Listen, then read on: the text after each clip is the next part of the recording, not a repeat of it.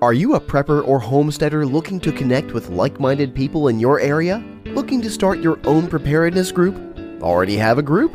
Well, look no further than PrepperNet. PrepperNet is dedicated to personal responsibility, individual freedoms, and being self-reliant. PrepperNet has monthly meetings in over 100 cities where you can meet and learn with like-minded people in your area. PrepperNet, where preppers unite. Find us online at preppernet.com. Survive, thrive, stay alive. It's time to get prepared with the Prepping Academy podcast.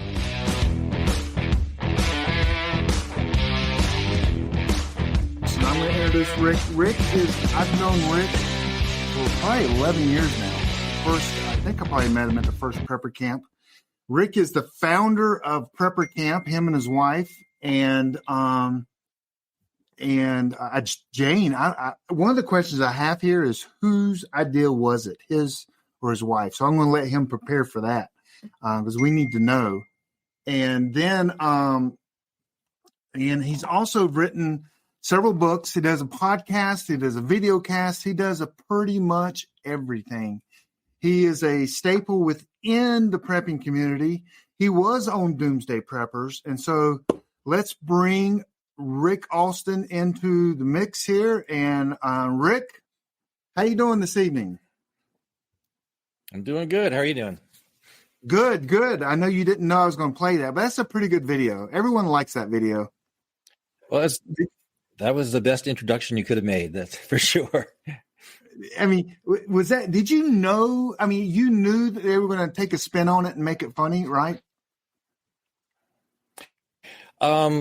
We had a year-long negotiation before we did it because when they approached me and said, this is the Daily Show and it's Comedy Central, I said, okay, you guys, your whole job is to make fun of conservatives. So I don't think I want to do it. And they said, no, we really want you. We need you to be the king of preppers, so to speak. And, because we want to do this thing and we actually want to make fun of ourselves. So it was a good year of negotiations with Viacom, which owns Comedy Central. And, we dealt with their lawyers and there was a $1 million non-disparagement clause. So they had to put teeth in the thing just to make sure that they weren't going to, use the opportunity to knock preppers and knock what we were doing. So it turned out that they were doing exactly what I thought.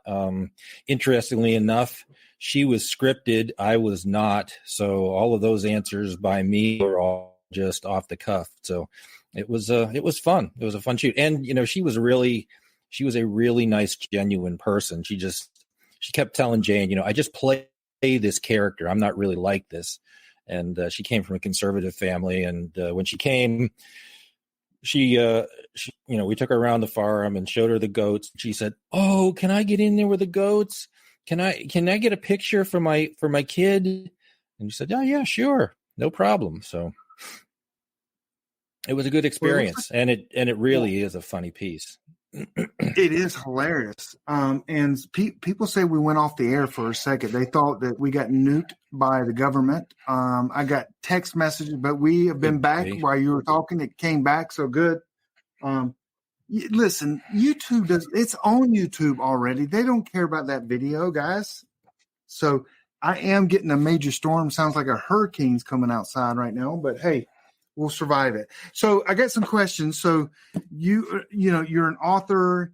You and Jane were on, I know, Doomsday Preppers. Didn't want to show that one. This one was so much better, just funnier. And so there's a lot of truth to the funniness, though, isn't it? Right. Yeah, absolutely. Yeah. Yeah, that's what even. And so some people watch that and they might not, but as preppers, we're like, yeah, that is kind of. So the storm in here. So it's absolutely. Every time I do a show, one night the mailman ran over my mailbox and I heard it. Another night, a fire truck shows up to my neighbor's house. So tonight we're going to just get a hurricane outside.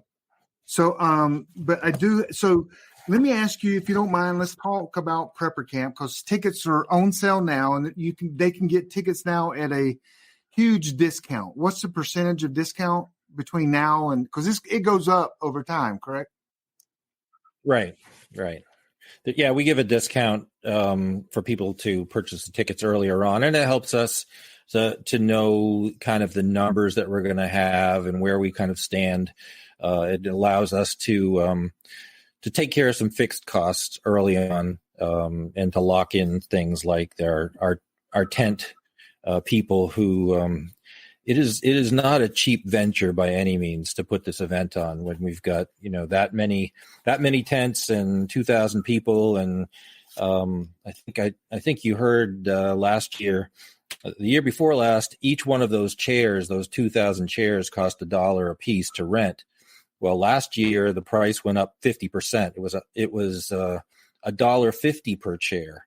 So you do the math, that's $3,000 just for chairs for people to put their butts in. So right. This is not a money,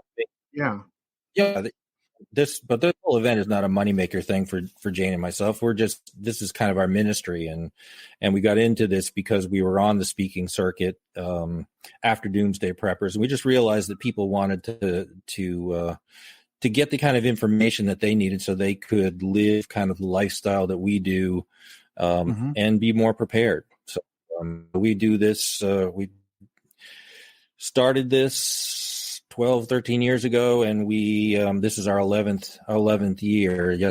Last year was our 10th anniversary, which kind of hard to believe because after the first one, I wasn't sure I wanted to do another one.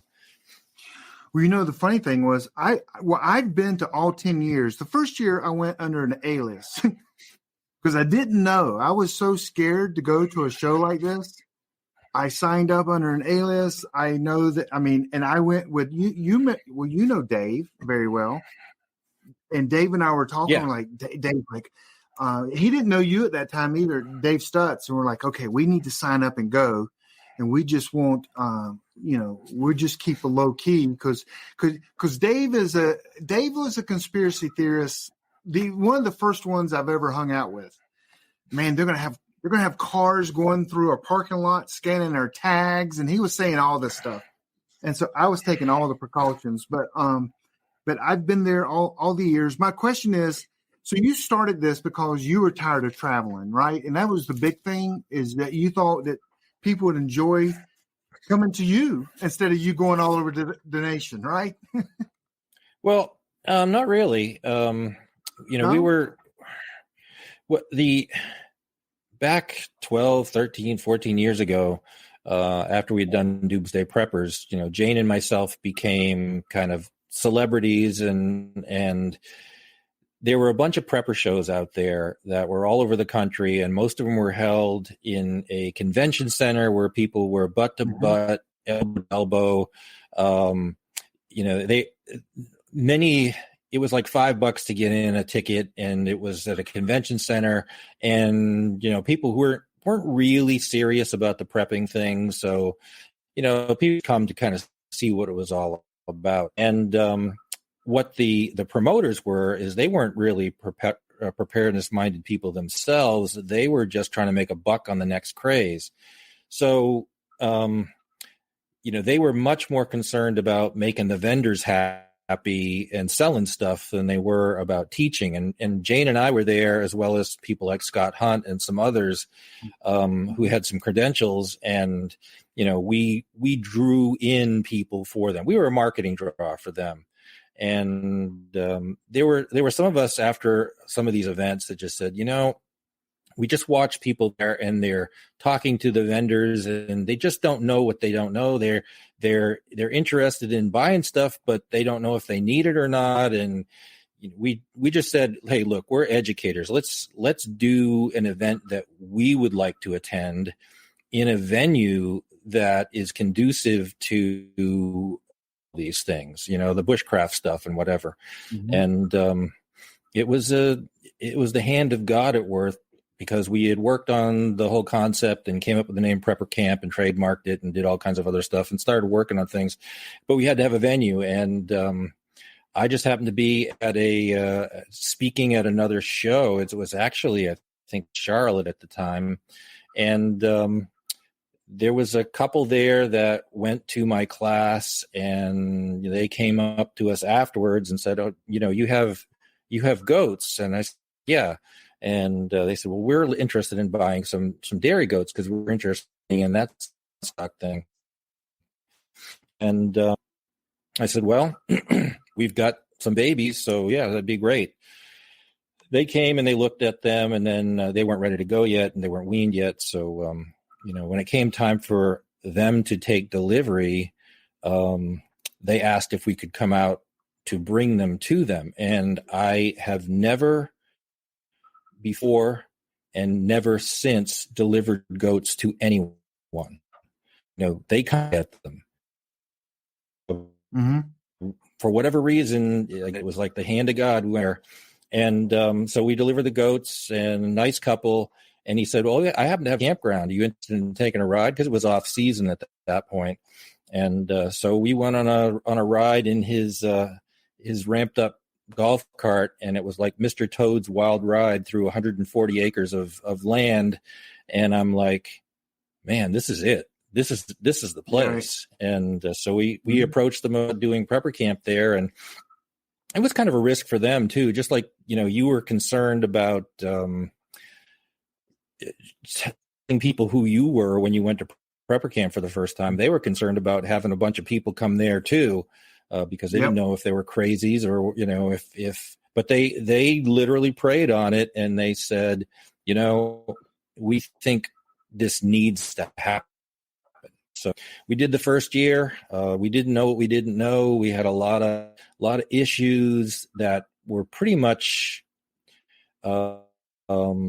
most people they were going on, but there was a lot of stuff because we hadn't done this before. I'd done a lot of events before in my professional career, but we just and we hadn't worked with the different vet force, so it was all new to everybody. And but halfway through the event, people were asking me when we were going to have the next one. So I said, "Well, I'm not sure on another one," but things kind of calmed down, like giving birth.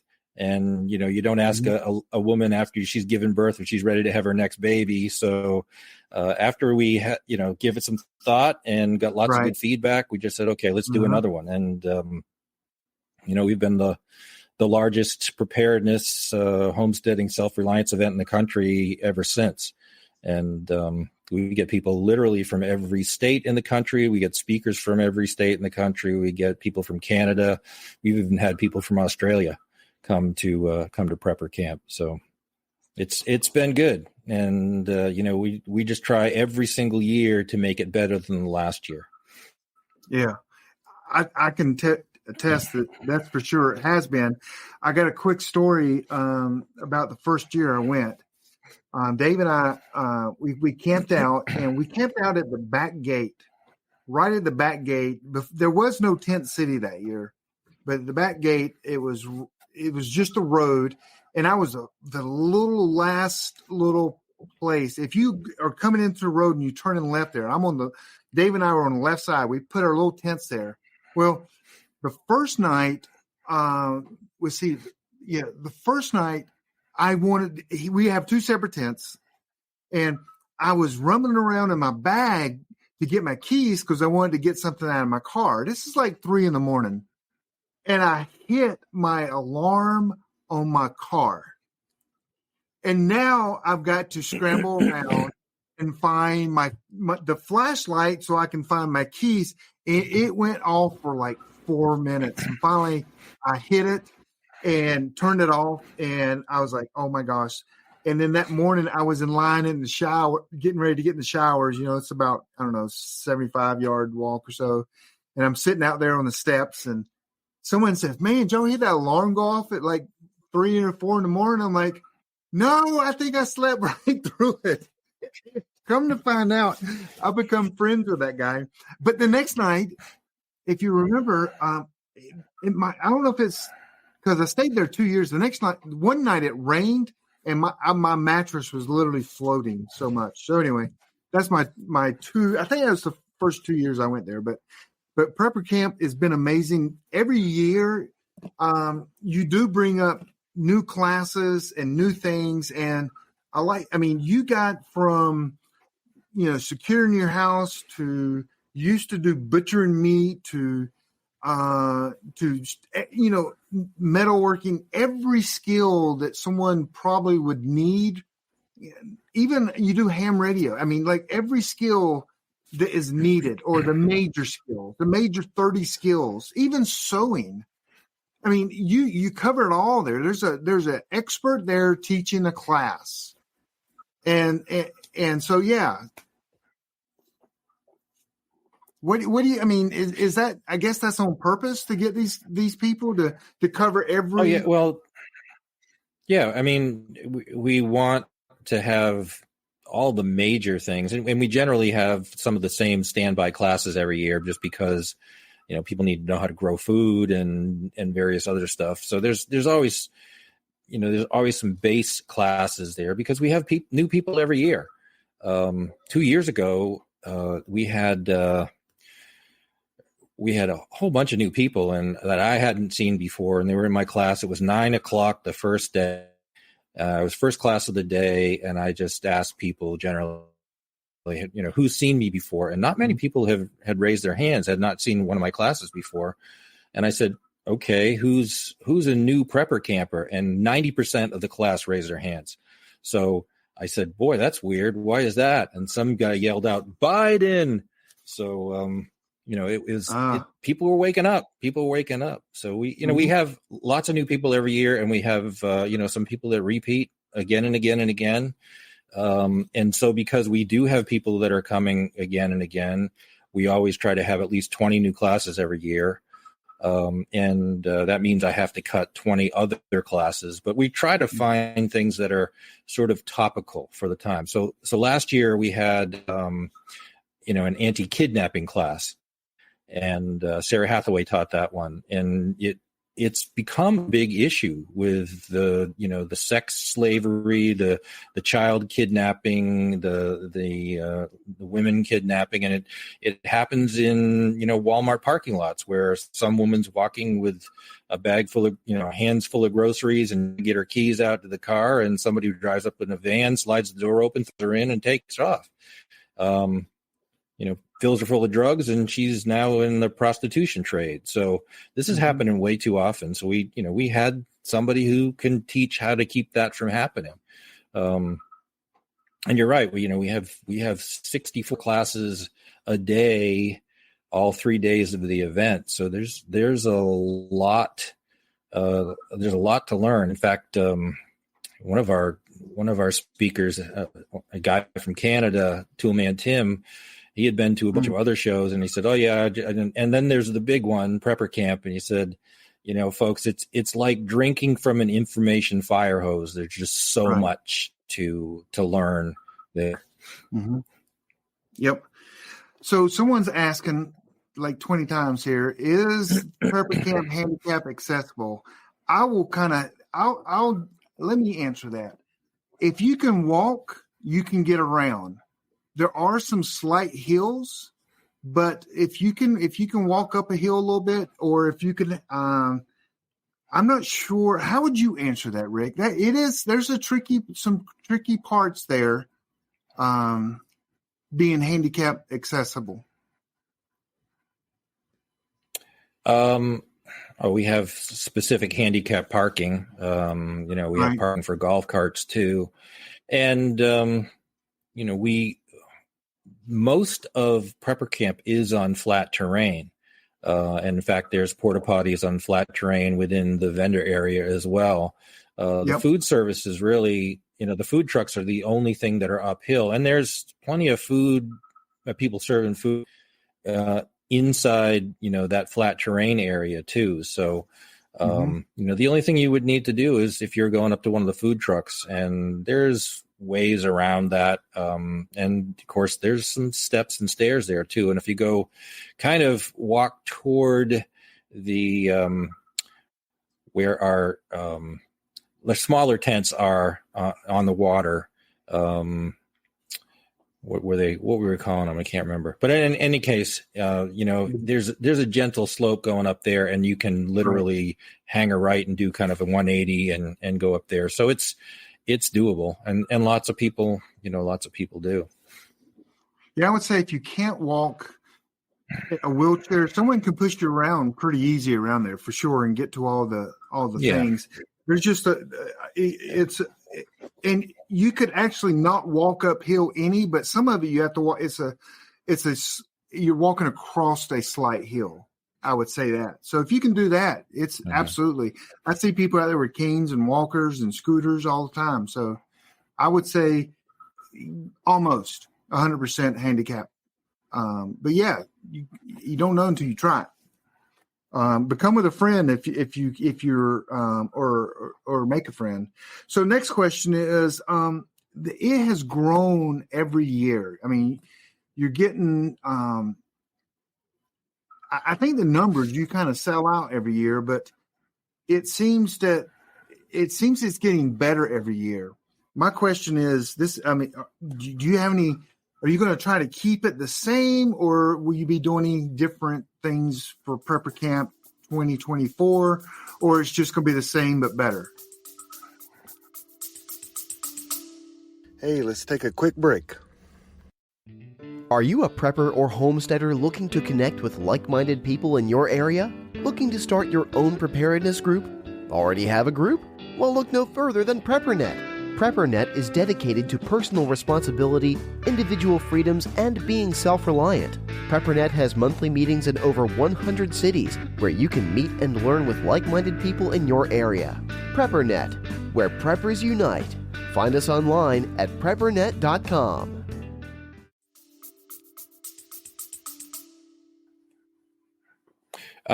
We're still going to have about 20 new classes. So, we'll myself and my wife, Survivor Jane, and our executive committee kind of get together and go through, and we have submissions for new classes all the time. So some classes, we may bring back from the past, and sometimes we've got people who just say, hey, I've got a great idea for a class, and we'll run it up the flagpole, and we ask them to kind of write out what their own bio is, so we know where they're coming from, as well as the description of the class, so we can see whether or not it's really going to be something that people are interested in.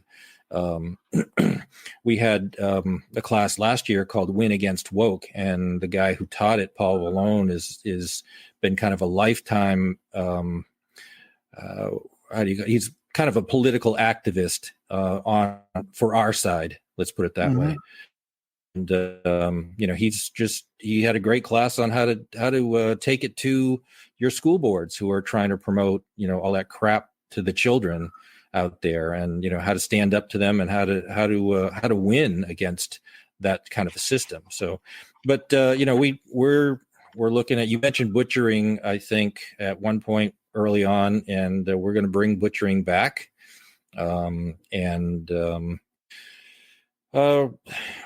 a number of different classes that we're looking at right now, but we kind of try to look out into the future as to what's going to be the most important things to be concerned about come September 2024.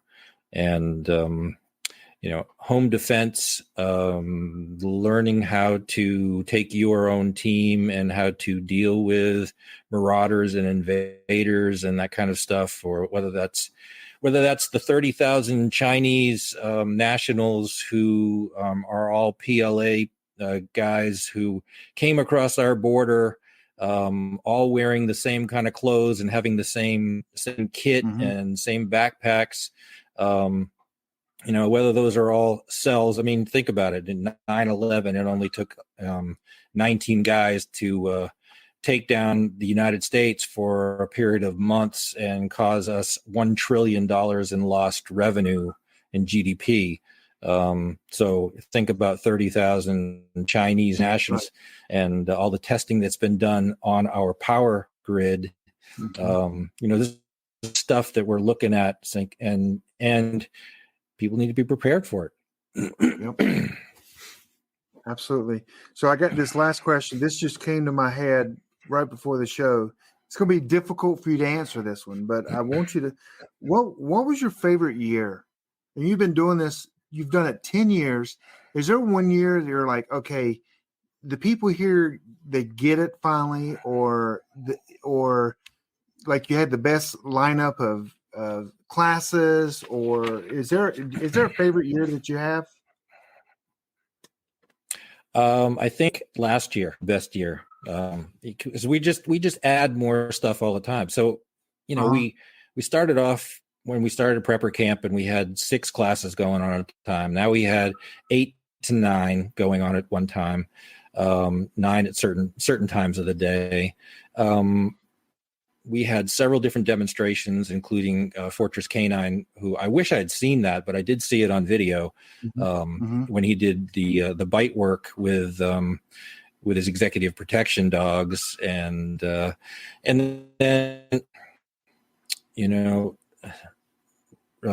Rick Native and Rex.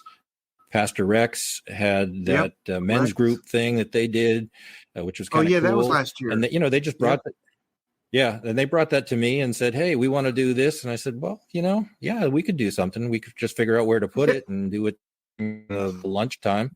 They tried to get me to come, and I'm like, I'm too busy.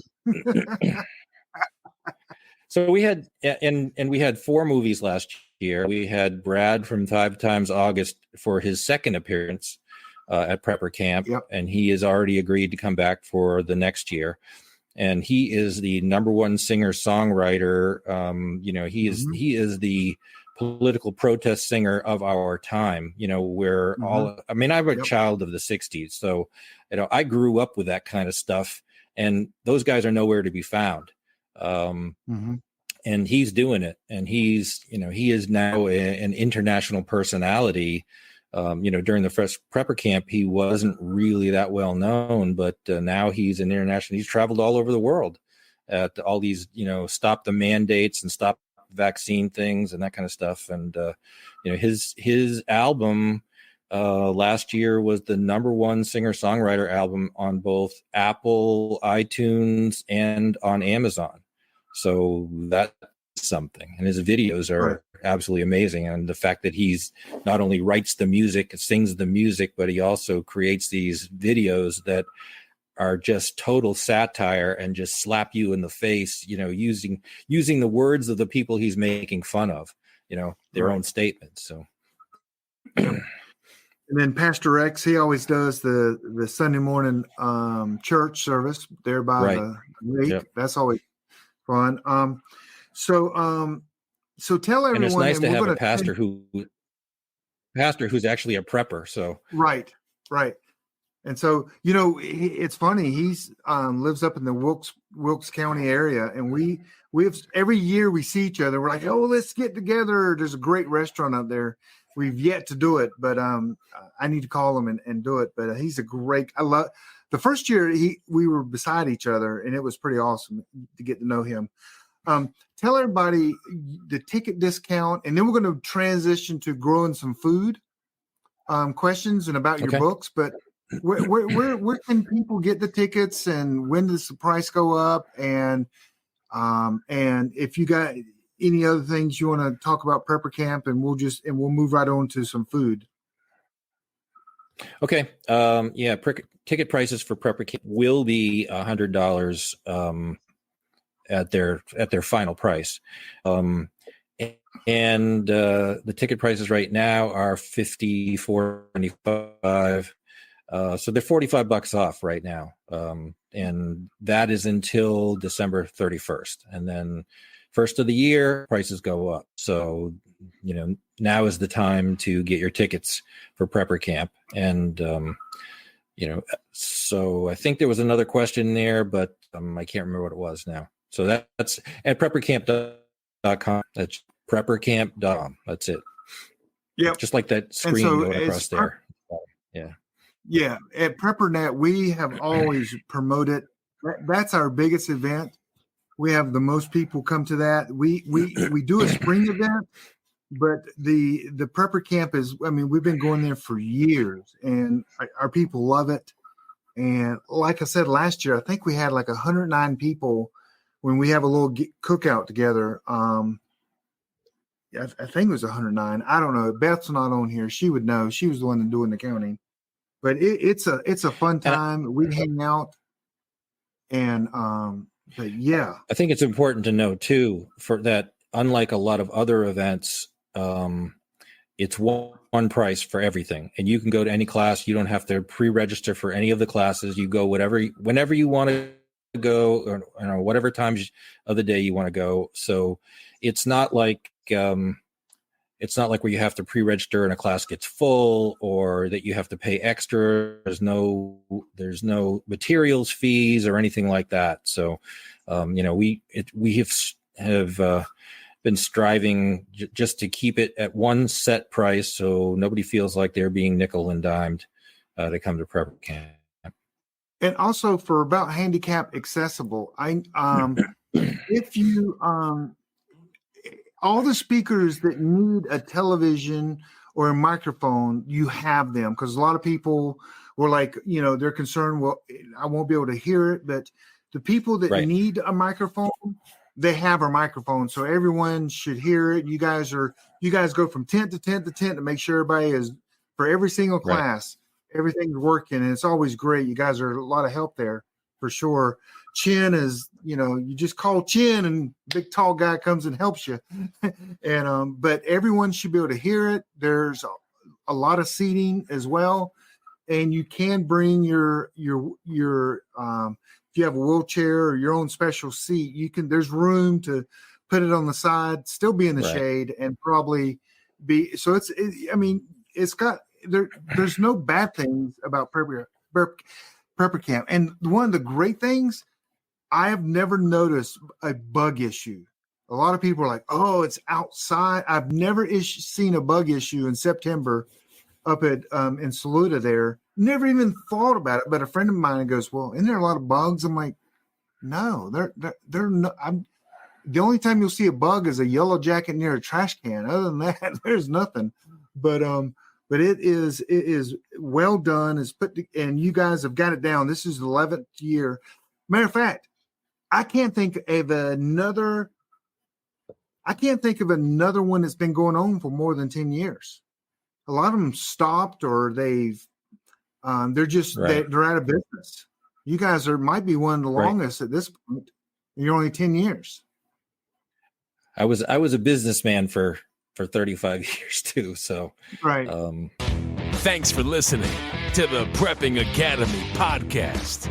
Preppers Unite at www.preppingacademy.com. Has your data been hacked? Do you feel uneasy about the vulnerability of your personal information online? Were you involved in the Target, LinkedIn, or Microsoft data leaks? Don't know? If not, then pay attention. Join Forrest Garvin from PrepperNet for a free webinar on privacy and security.